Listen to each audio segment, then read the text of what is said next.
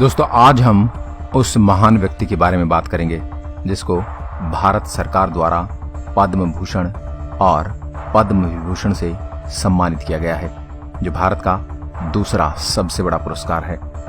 बात करेंगे उस इंसान की जो अपने प्रॉफिट का 66% हिस्सा चैरिटी में दान कर देता है और देश पर आई कोरोना जैसी मुसीबत के समय सबसे बड़ा 1500 करोड़ का दान दे देता है। जी हाँ दोस्तों, आज हम रतन टाटा जी की जीवन पर बात करेंगे। उसके लिए वीडियो के आखिरी तक बने रहिए। रतन टाटा का जन्म 28 दिसंबर 1937 में मुंबई के एक फारसी परिवार में हुआ। 1948 में जब रतन टाटा 10 साल के थे तब उनके माता पिता का डाइवोर्स हो गया, जिसके कारण रतन टाटा को उनकी दादी माँ ने संभाला। आगे की पढ़ाई के लिए वो अमेरिका की कॉर्नेल यूनिवर्सिटी में एडमिशन ले गई। रतन टाटा शर्मीले किस्म के थे और समाज की झूठी चमक में विश्वास नहीं रखते थे। अपने टाटा नाम को भूलकर खुद के दम पर रतन टाटा ने अमेरिका में एजुकेशन खत्म होने तक होटल में बर्तन मांजने से लेकर कारपेंटर तक कई छोटे मोटे काम किए। 1959 में उन्हें बैचलर ऑफ आर्किटेक्ट की डिग्री हासिल हुई। 1961 में उन्होंने अपना करियर टाटा ग्रुप के टाटा स्टील के शॉप फ्लोर पर काम करने से शुरू किया। टाटा की परंपरा के अनुसार 1970 तक वो टाटा ग्रुप के अलग अलग कंपनी में काम करते रहे। 1970 को उनको मैनेजमेंट में प्रमोट किया गया। 1971 में रतन टाटा को टाटा ग्रुप की टीवी और रेडियो बनाने वाली और घाटे में चलने वाली नेल्को कंपनी की जिम्मेदारी दे दी गई। अगले 3 सालों में रतन टाटा ने इस कंपनी को खड़ा किया और नेल्को के मार्केट शेयर को 2% से 20% तक बढ़ाया। लेकिन देश में लागू हुई इमरजेंसी और उसके बाद आई आर्थिक मंदी के कारण नेल्को कंपनी को बंद करना पड़ा और रतन टाटा के जीवन में आया यह पहला फेलियर था। 1977 में रतन टाटा को टाटा ग्रुप के एक्सप्रेस मिल कंपनी की बागडोर सौंपी गई, जो कि बंद होने के कगार पर थी। रतन टाटा ने इस कंपनी को फिर से खड़ा करने के लिए मैनेजमेंट में 50 लाख इन्वेस्टमेंट करने का प्रस्ताव रखा, लेकिन मैनेजमेंट ने इस प्रस्ताव को ठुकरा दिया।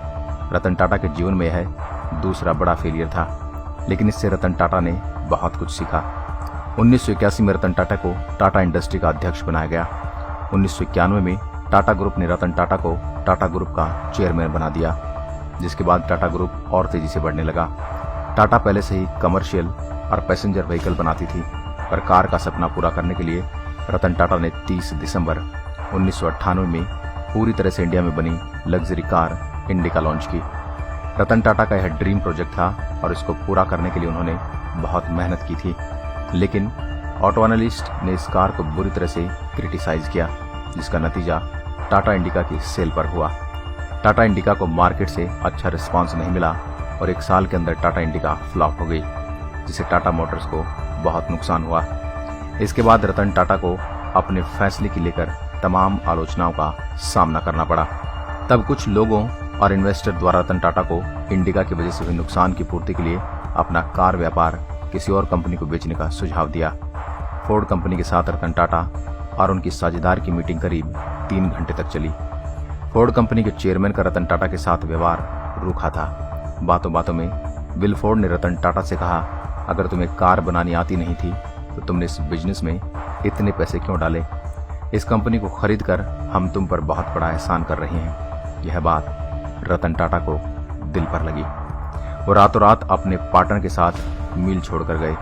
वो मीटिंग में हुई बात के बारे में अपमानित सा हो रहे थे। उन्हें अब अपनी सक्सेस से विल फोर्ड को जवाब देना था। वापस जाकर रतन टाटा ने अपना पूरा ध्यान टाटा मोटर्स में लगा दिया।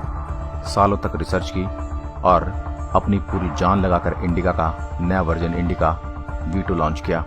इतने झटके खाने के बाद रतन टाटा का काम एक अच्छी खासी लय में आगे बढ़ने लगा और बेहद मुनाफे का व्यवसाय साबित हुआ। वहीं दूसरी तरफ फोर्ड कंपनी अपने लैंड रोवर की वजह से घाटा झेल रही थी और 2008 के आते आते दिवालिया होने के कगार पर पहुंची। उस समय रतन टाटा ने उनकी लग्जरी कार और लैंड रोवर खरीदने का प्रस्ताव रखा, जिसे विल फोर्ड ने खुशी खुशी स्वीकार किया। विल फोर्ड उसी तरह अपने साझेदारों के साथ टाटा कंपनी के मुख्यालय पर पहुंचे और कभी रतन टाटा विल फोर्ड से मिलने उनके मुख्यालय पर गए थे। रतन टाटा ने जगुआर और लैंड रोवर $2.3 बिलियन में फोर्ड कंपनी से खरीदा।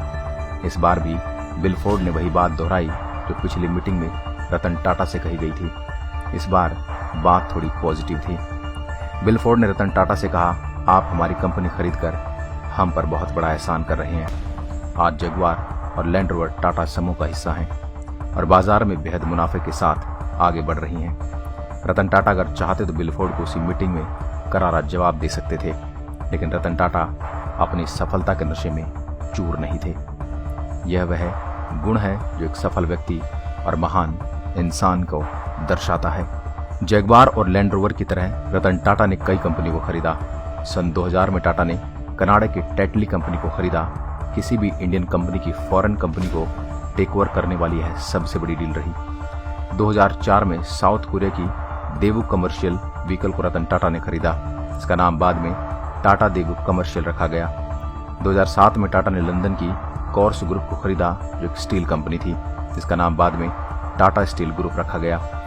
2008 में स्कूटर पर घूमने वाले मिडिल क्लास लोगों का खुद का कार होने का सपना पूरा करने के लिए रतन टाटा ने नैनो कार बनाई।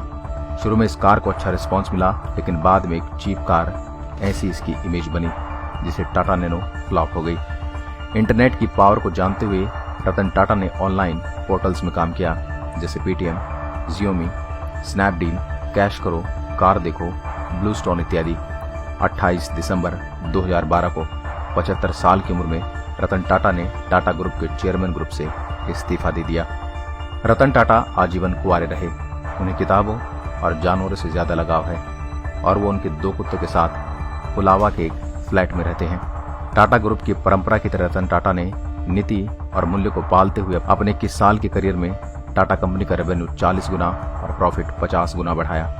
आज टाटा ग्रुप की 100 से ज्यादा कंपनियां हैं जो 150 से ज्यादा देशों में चलती हैं और 7 लाख से ज्यादा एम्प्लॉइज उनके साथ काम करते हैं। देश के प्रति जिम्मेदारी और प्यार के लिए टाटा ग्रुप अपने प्रॉफिट का 66% हिस्सा देश को डोनेट करती है। रतन टाटा को कई सारे पुरस्कारों से नवाजा गया है। रतन टाटा को 2000 में पद्म भूषण और 2008 में पद्म विभूषण से सम्मानित किया गया, जो भारत का दूसरा सबसे बड़ा पुरस्कार है। दोस्तों, ये थी अपने देश के महान उद्योगपति रतन टाटा के जीवन की कहानी। रतन टाटा के जीवन की कौन सी बात आपको सबसे अच्छी लगी, यह हमें कमेंट करके जरूर बताएं और इस महान व्यक्ति के बारे में सबको बताएं। धन्यवाद। जय हिंद, जय भारत।